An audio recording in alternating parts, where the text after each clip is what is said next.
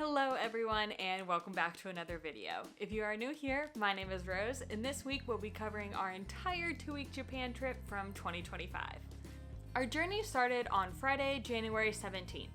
Our flight took off at 12:30 p.m. and was 10 hours and 10 minutes. And we landed on Saturday the 18th at 3:40 p.m. at Narita International Airport.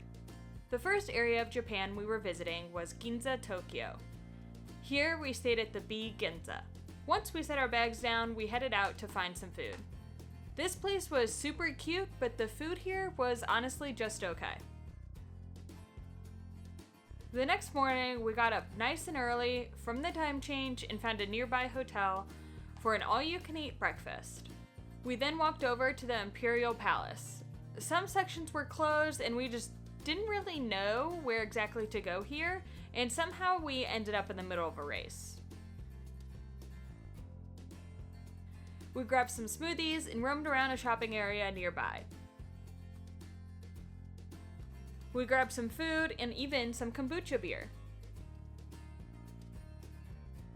Zac then went to get his haircut, which we didn't have any footage of, while I went to get some coffee.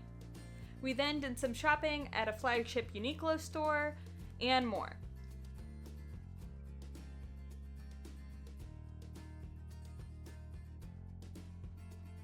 We then went up this super scary elevator to our omakase dinner at Ginza, Kyoto.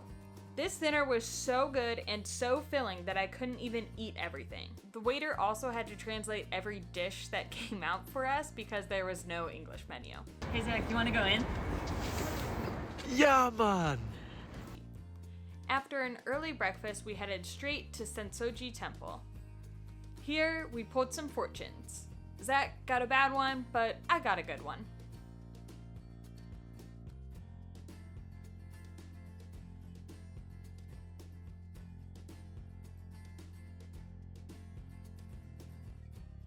We then headed over to the Akihabara district. When researching for Japan, this came up as sort of like a gaming district of the city, which we would have been super interested in, but it seemed more of gacha and arcade games. For lunch, we had the best ramen of my entire life. I have no idea what this place is called, and I actually ended up finding it on Reddit. We then traveled over to a new area of Tokyo to go to teamLab Borderless Tokyo. This place was a lot of fun and so cool, but honestly, such a maze.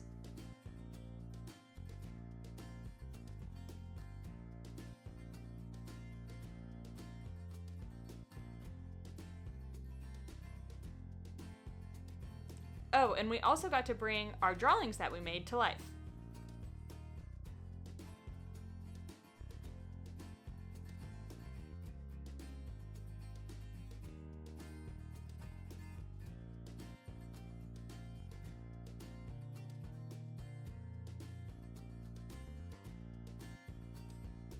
We stopped on our way home at a random spot for dinner, but it didn't end up being enough food, so we also grabbed some food from 7-Eleven.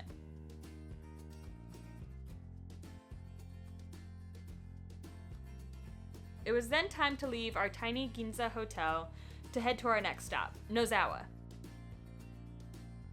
We had heard great things about the snow in Japan, and although we aren't huge skiers, we definitely had to experience the Japow for ourselves.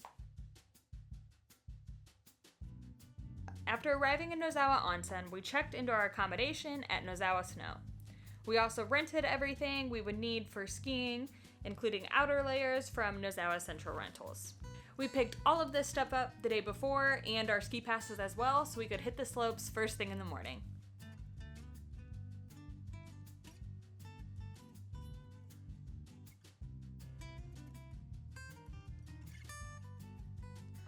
We ran into our only problem in Nozawa when it came to dinner that night.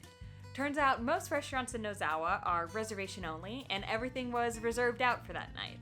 So we spent that evening walking around the town, making our reservations for our other 2 nights that we were there, and then found these dumplings for dinner. The next morning, we ate at this food truck right outside our accommodation, then hit the slopes. There is hours of GoPro footage to go through of us skiing here, but all of that will be trimmed up and actually made into its own video next week where I'll go a little bit deeper into Nozawa. But for now, just know this resort was super friendly to all levels of skiing. Dinner for this night, we had some Shabushabu, and it was absolutely delicious. The next day, we had the same breakfast, then headed all the way up the mountain again.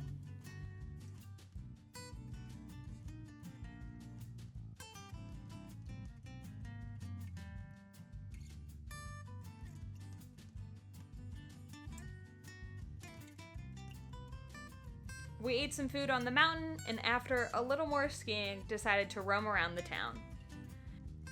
This town is known for all of the natural onsens they have, including some super old historic ones. We decided not to venture into any onsens ourselves, as we were far too nervous to participate, but I'm sure they are amazing. For dinner, we had yakiniku, and some soup dumplings. The next morning, after 2 full days of skiing, we were headed to our next destination of Kyoto. We ended up buying all of our train tickets for this trip before we even left the United States, which is technically more expensive, but it does guarantee your spot on the train. And that's what we ran into this day. When we got to the station, everyone wanted to go back to Tokyo, and the train we were on actually ended up selling out. So if we didn't have tickets before, we would have had to wait hours for the next train to show up. But once we were in Tokyo, we then transferred to a high-speed train down to Kyoto. Our stay in Kyoto was very special because we were staying in a couple's home and sleeping in a Ryokan-style room. As soon as we arrived, we were given kimonos to wear during our stay. Our room was huge and had a living side, a sleeping side, and a sink in the room.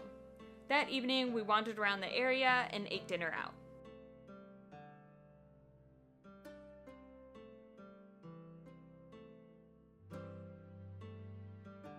We woke up super early in the morning and took the train to the Fushimi Inari Shrine.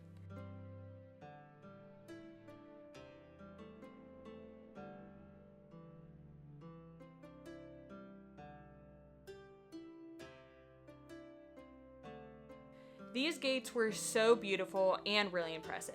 I would also highly recommend going early because no one else was there. We took the train back to where we were staying and had some breakfast.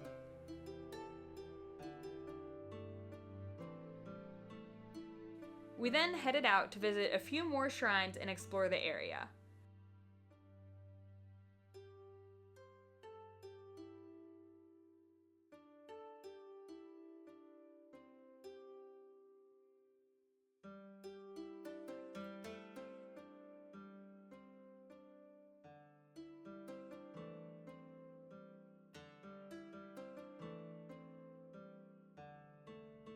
We went to the bamboo forest and saw a giant Buddha before heading to the more modern downtown Kyoto.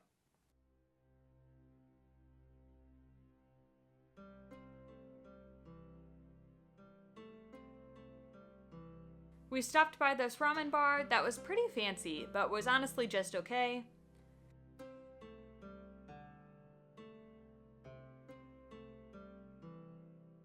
We then headed back to where we were staying, got a good dinner, and then went to bed.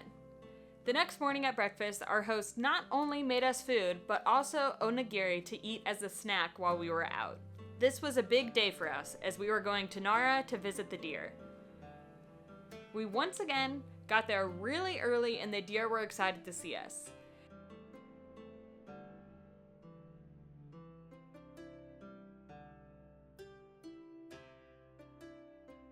The deer here are wild, but incredibly sacred to the town, and they know everyone has snacks for them.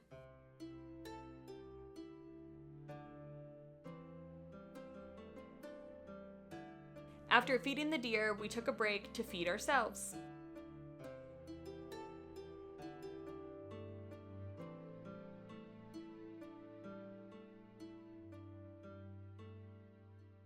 At this point, the deer were getting full and sleepy, so we went on the hunt for some lunch. We went to a little cafe around the corner because they had great reviews and it did not disappoint. I think this is literally the best bread I've ever had in my entire life. Oh, and they were playing BTS the entire time.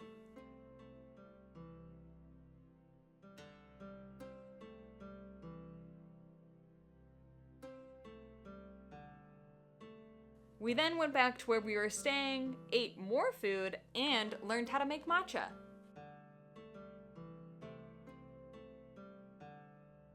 The next day, we went to the famous Buddhist temple, Kinkaku-ji. This temple and surrounding area were beautiful, but also incredibly crowded.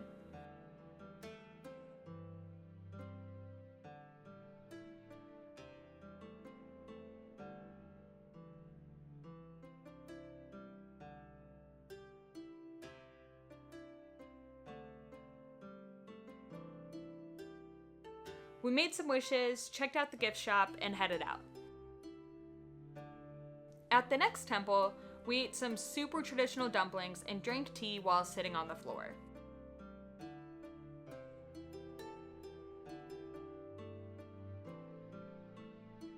We then headed back towards downtown and grabbed a quick bite at Mickey D's.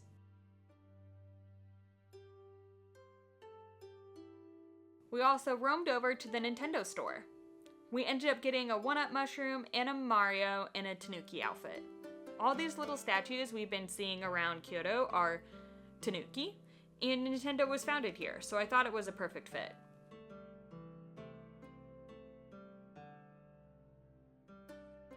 We then had some drinks before our dinner reservation.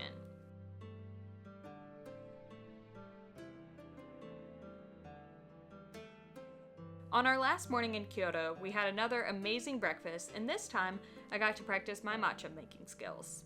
We then headed for the train station and started our journey back to Tokyo, this time to Shibuya. Here we stayed at the Tokyo REI Hotel, but couldn't check in yet, so we dropped off our bags and headed to find some food. This place was legit right around the corner from where we were staying. I have no idea what style of food this is, nor can I tell you what we even ordered, but I can tell you it was absolutely amazing. We then roamed around and grabbed some blind boxes to open later. We got Evelyn and Ari.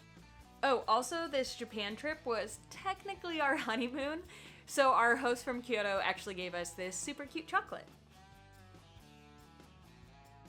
For dinner, we headed through Shibuya Crossing to this conveyor belt sushi restaurant. This place was super good and really convenient. You already know it. Is it just ginger? That isn't it. Clothes. More clothes. More clothes on this, under the towel, on the sink, and then on the chair. The next morning, we went to our favorite local breakfast place, then stopped by the Hachiko statue before wandering around the city. We went to the Starbucks right on Shibuya Crossing.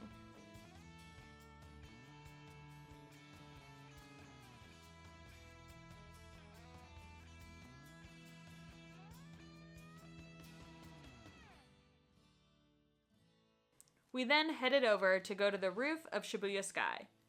Being up here really puts into perspective just how huge Tokyo really is.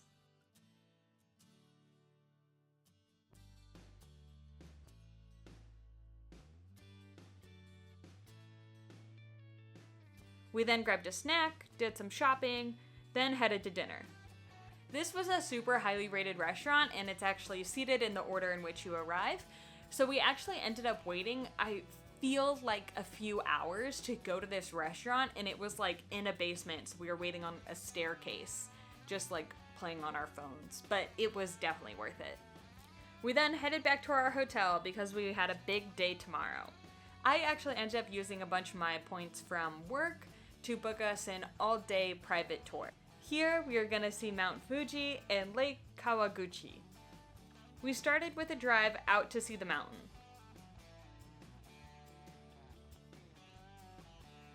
We then went to a nearby local town that is basically a live museum of how people used to live.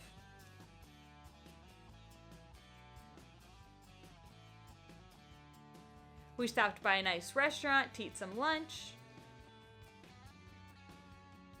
then headed to an active volcano valley. This area is actually famous for black eggs, but by the time we got there, they had sold out of everything already. We then took a gondola back to the bottom and back to our hotel.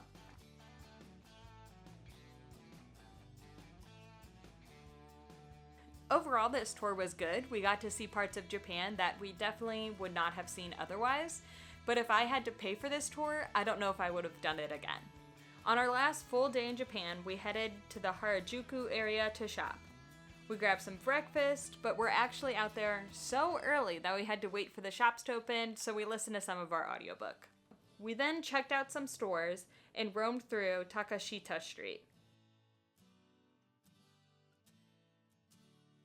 We also, of course, found a churro.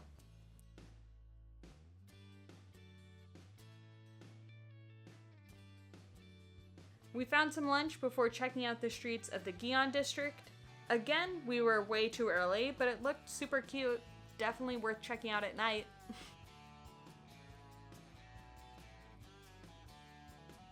We grabbed some barbecue for dinner, then headed back to the hotel.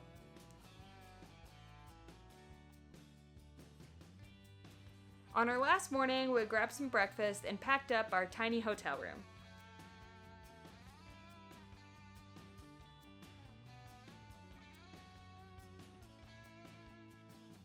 We then headed to the airport and caught our flight home to a rainy Seattle.